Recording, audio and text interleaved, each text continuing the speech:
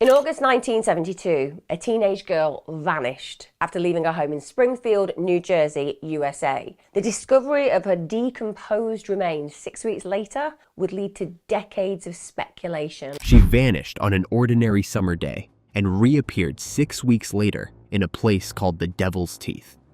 What police found there fractured an entire town, ignited whispers of witchcraft, and left a murder suspended between truth and myth.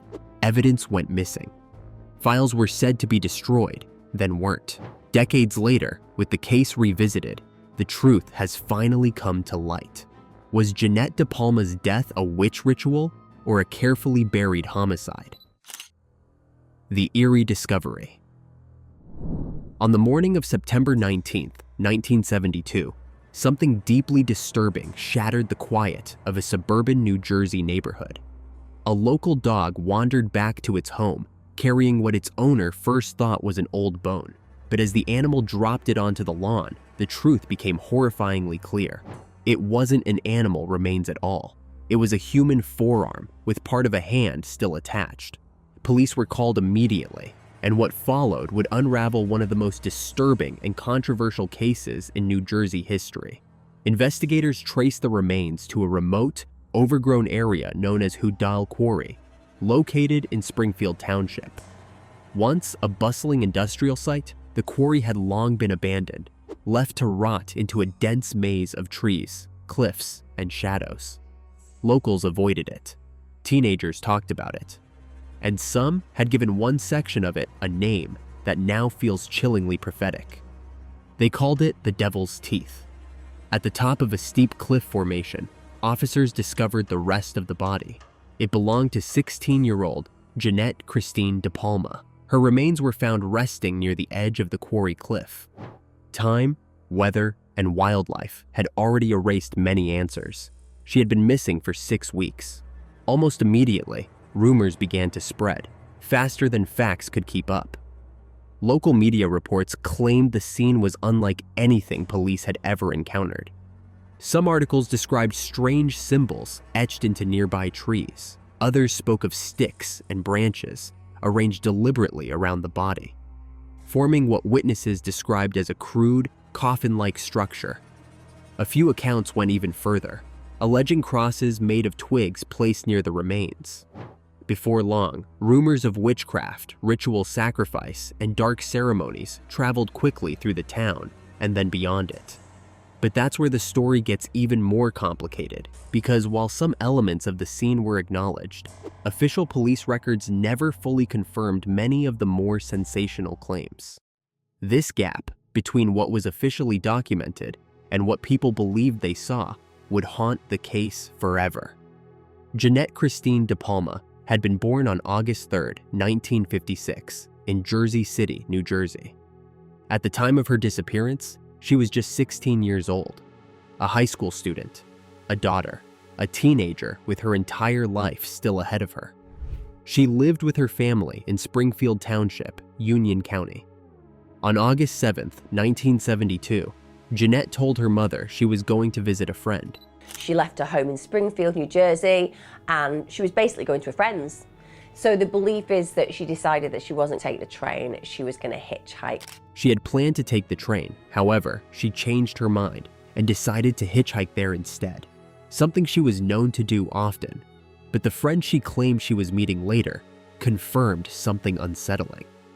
Jeannette never arrived. By the following day, her mother reported her missing to Springfield police. A search began, but weeks passed with no solid leads, confirmed sightings, or clues that explained where she had gone or why she hadn't come back. 6 weeks later, the answer arrived in the most disturbing way imaginable. By the time Jeannette's body was discovered at the quarry, the condition of the remains made it extremely difficult for investigators to determine key forensic details. Critical evidence and details that might have pointed clearly to how she died or who was responsible had already been lost to time. And yet, even with so much missing, what authorities eventually uncovered would only deepen the horror surrounding her death. The investigation and findings. Once Jeannette DePalma's remains were recovered from Hudal Quarry, the case moved into the hands of the authorities. The autopsy was conducted by the Union County Medical Examiner, and the findings were, at best, incomplete. The medical examiner believed the cause of death was most likely strangulation. However, due to the advanced state of decomposition, this conclusion could not be confirmed with absolute certainty. There were indicators consistent with asphyxiation, but not enough intact tissue to definitively prove this possibility. Toxicology tests were performed in hopes of uncovering another clue. However, surprisingly, the results showed no presence of illicit substances or alcohol in Jeannette's system. Whatever happened to her, there was no chemical evidence suggesting intoxication or overdose. To make matters worse, forensic science, which might have offered clarity, failed to deliver it. Her fingerprints were unusable. DNA testing, still limited in the early 1970s, yielded nothing actionable. Trace materials, such as fibers, hairs, or other physical links, were either degraded or absent altogether. Even today, there is little preserved evidence that could be re-examined with modern techniques. What investigators were left with was context. Police noted there were no clear signs of intimate abuse. No weapon was recovered at the scene, and nothing definitively pointed to how Jeannette had been transported to the quarry, or whether she had gone there willingly. Houdale Quarry was not an easy place to stumble upon. It was remote, overgrown, and hidden from public view. The area where Jeannette was found sat high above a cliff edge, far from roads or foot traffic. Investigators believe this strongly suggested that whoever brought her there knew the location well. This wasn't random. The killer or killers appeared familiar with the terrain. And as police canvassed the area and interviewed locals, one name kept resurfacing: a man known only as Red. Very little about Red was ever officially documented. What exists comes almost entirely from secondhand accounts and community memory. Some described him as part of Springfield's underground scene. Others claimed he was homeless and was heavily associated with illicit substances. Witnesses claimed Red had been seen near the quarry in the past. Others suggested he knew the area intimately. But here's the critical distinction. Despite the speculation, no formal charges were ever filed against Red. Police never publicly named him as a suspect, never confirmed his involvement, and never released evidence tying him directly to Jeannette's death. Ultimately, police classified Jeannette DePalma's death as a homicide. And that was it. No arrests were made, no suspects were publicly named, and within months, the case quietly went cold. For Jeannette's family, and for many in Springfield Township, the silence was almost as disturbing as the crime itself. Details were scarce, updates were rare, and the lack of clear communication from authorities led to growing mistrust. Some believed evidence had been mishandled. Others suspected information was intentionally withheld, and a few wondered whether the truth, whatever it was, had been deemed too complicated, too controversial, or too unsettling to fully confront. And in the absence of answers, darker theories began to take root, ones that went beyond murder, beyond motive, and into something far more bizarre. The ritual or witchcraft theory. Local newspapers across Union County seized on the most unsettling elements of the discovery and pushed them to the forefront. Headlines began linking Jeannette DePalma's death to witchcraft, occult ceremonies, and satanic rituals. What had started as a rumor was now being printed in ink, granting it a sense of legitimacy that facts alone could not support. Articles claimed Springfield Township was home to secret covens. Journalists wrote of hidden gatherings deep in wooded areas, of people practicing dark rituals beyond the reach of law enforcement. The location of the incident itself only made the narrative easier to sell. The cliff's ominous nickname was a name locals had used for years, long before Jeannette's death, but now it felt loaded with meaning. And soon enough, the speculation escalated even further. Rumors circulated that police had consulted a local witch to interpret the scene, someone supposedly brought in to explain the alleged symbols and arrangements found near the body. While official records never confirmed it happened, It sparked fear in the hearts of the locals and became nearly impossible to dislodge. This theory emerged at exactly the wrong moment in American history. The early 1970s marked the beginning of a growing cultural anxiety around occult practices, a fear that would later explode into what became known as the Satanic Panic. Across the country, stories circulated about secret cults, ritual sacrifices, and shadowy groups operating just beneath the surface of everyday life. New Jersey was no exception. There had been reports of animal mistreatment, strange nighttime gatherings, and alleged covens in wooded areas that fed a sense of paranoia and created an atmosphere where the unthinkable felt plausible. Jeannette DePalma's case became a focal point for these anxieties. To many, her death wasn't just a homicide, it was evidence. Proof that something dark was happening close to home. And as fear took hold, people began connecting her case to other disturbing events across the state. One of the most frequently mentioned was the John Emil List murders. On November 9, 1971, List killed his entire family, including his wife, his mother, and his children, inside their Westfield, New Jersey home. When John Emil List was eventually caught, he did say his motive was rooted in religion. He claimed he did it to save their souls because he believed they were straying from God. The proximity, both in time and geography, to Jeannette's death made it even more disturbing. If something so horrific could happen in Westfield, why not Springfield? Another case repeatedly brought into the conversation was the death of Michael Newell. In the spring of 1971, Newell's death in Vineland, New Jersey, was described by some outlets as possibly the first homicide in the state attributed to Satanism. This case was widely discussed alongside Jeannette's and fueled the darker theories that circulated. To the public, it felt like a pattern was forming. During the investigation, Jeannette's pastor reportedly claimed she had been abducted by a group calling themselves the Devil Disciples. He alleged that they had performed rituals and threatened her. The details were inconsistent, and the claims were never conclusively proven, but they circulated widely through local communities. It wasn't long before parents began to fear for their children's safety. Teenagers were warned to stay out of wooded areas. Churches held sermons addressing satanic influence. Pastors spoke openly about spiritual warfare unfolding in Union County. Theories of ritual sacrifice and witchcraft hardened into local folklore. Yet for all the noise, police never substantiated any occult connection. No evidence conclusively linked Jeannette's death to witchcraft or satanic practices. And still, the theories refused to die. Because when fear fills the space where answers should be, logic rarely stands a chance. Other disturbing theories that persisted. One of the earliest investigators on the case, a Springfield police officer named Donald, reportedly questioned the direction the public narrative was taking. According to later accounts, he believed the occult angle had been exaggerated almost from the start. In his view, the scene at the quarry did not reflect ritual behavior at all, but something staged, perhaps a distraction. Officer Donald allegedly suggested that Jeannette's death could have been connected to illicit substance use or a gathering that spiraled out of control. In the early 1970s, Springfield Township was not immune to the cultural shifts sweeping across the country.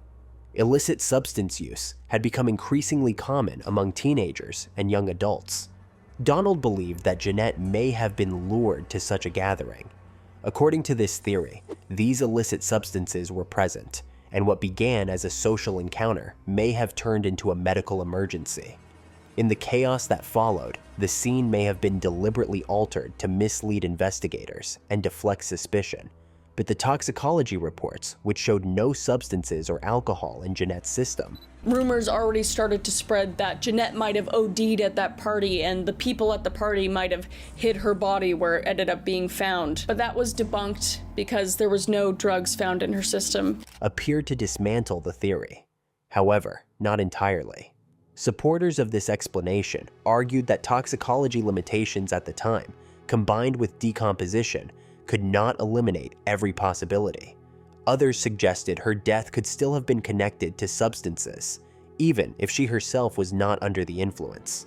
Springfield was home to powerful families and local elites, people with influence, reputations to protect, and the means to quietly shape outcomes.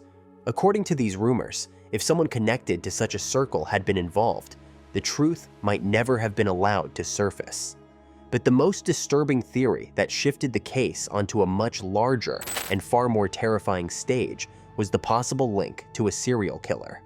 During the same era Jeannette disappeared, Richard Cottingham was active across New Jersey and New York.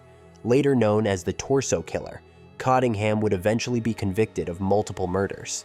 Cottingham operated the same way whoever committed the crime against Jeannette did, in the same region, and the time frame overlapped almost perfectly.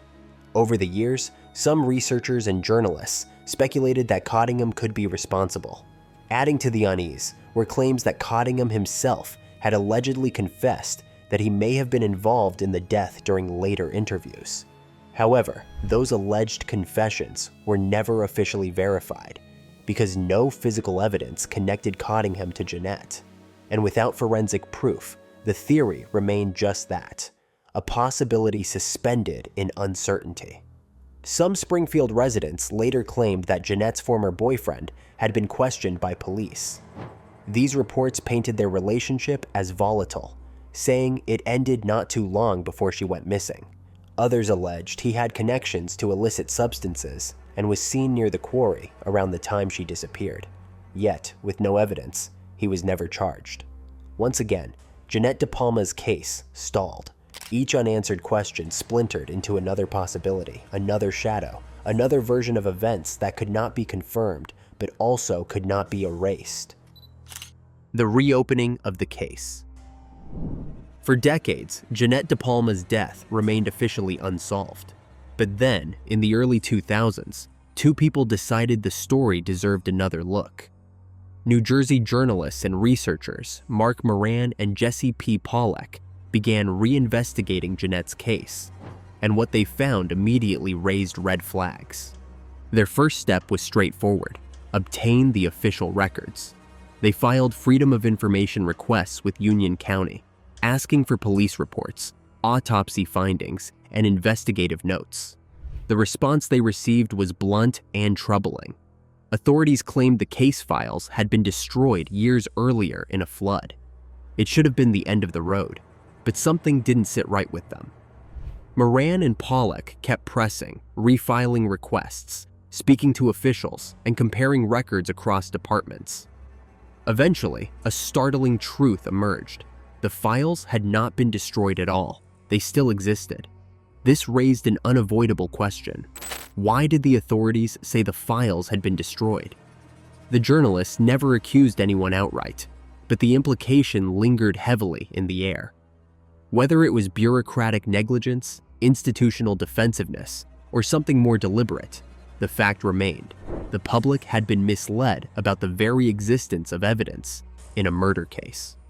Once access was granted, Moran and Pollack began assembling the fragments: police reports, autopsy records, witness statements, notes that had never been widely discussed.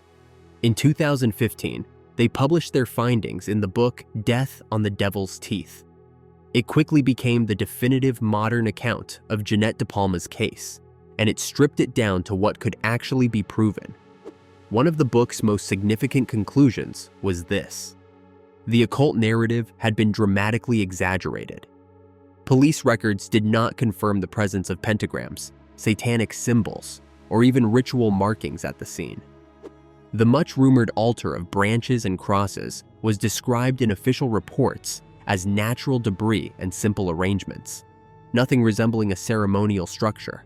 He went on record saying that there was absolutely no satanic anything around her body, that all of the speculation around the pentagram and the crosses and all of that, it was all false.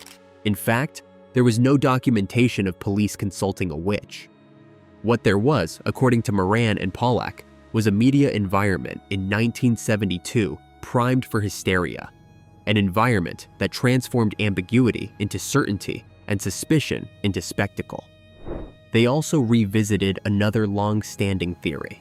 that Jeannette's death was tied to illicit substances or a party gone wrong.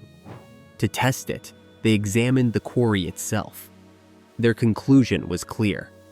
Hudayi Quarry was not a casual hangout spot. It was remote, overgrown, steep, and dangerous. Accessing the area where Jeannette was found required deliberate effort. It was not the kind of place teenagers wandered into for large gatherings or spontaneous parties. This significantly weakened the idea that her death resulted from an overdose or a chaotic social encounter. And once those theories fell away, only one conclusion remained standing. Jeannette DePalma was murdered. The problem was not what happened, but everything that failed to happen afterward. A poorly secured crime scene, vague reporting, missing evidence, and a community that, for reasons still unclear, went quiet. But Moran and Pollock weren't the only ones who grew curious.